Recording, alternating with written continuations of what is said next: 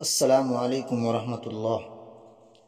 الوداع جمعہ کی شرعی حیثیت کے متعلق ایک اہم اور ضروری پیغام لے کر میں آپ حضرات کی خدمت میں حاضر ہوں۔ رمضان المبارک کا یہ آخری جمعہ ہے۔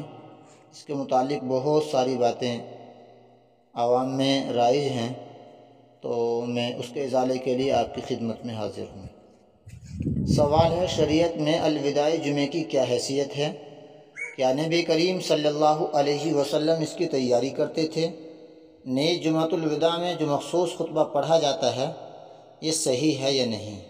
جواب ہے، رمضان المبارک کے آخری جمعے کی تیاری اور بطور جمعۃ الوداع منانا نبی کریم صلی اللہ علیہ وسلم اور صحابہ کرام رضی اللہ عنہم اجمعین اور فقہاء کرام سے ثابت نہیں ہے۔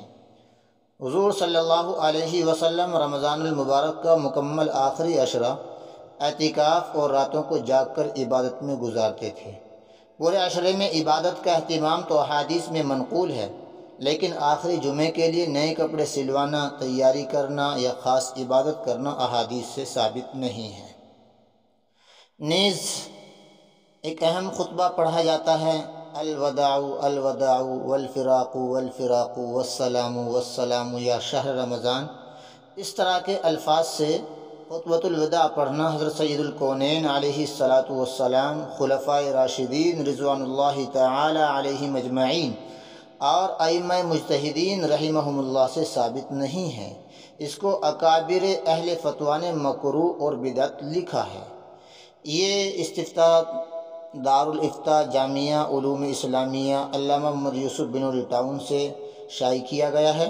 آپ حضرات جمعۃ المبارک کے دن اور نماز جمعہ سے قبل اس پیغام کو ضرور سماعت فرمائیں، تاکہ اگر کوئی یہ خطبہ اس طرح سے پڑھتا ہے یا اس طرح سے الوداع جمعہ کو مانتا ہے، اس کی شرعی حیثیت کو سمجھتا ہے، تو اس پیغام کو خود بھی سنیں اور دوسروں کو بھی عام کریں، ارسال فرمائیں۔ پیغام اچھا لگے تو ویڈیو کو لائک کریں، شیئر کریں اور چینل کو سبسکرائب کرنا نہ بھولیں۔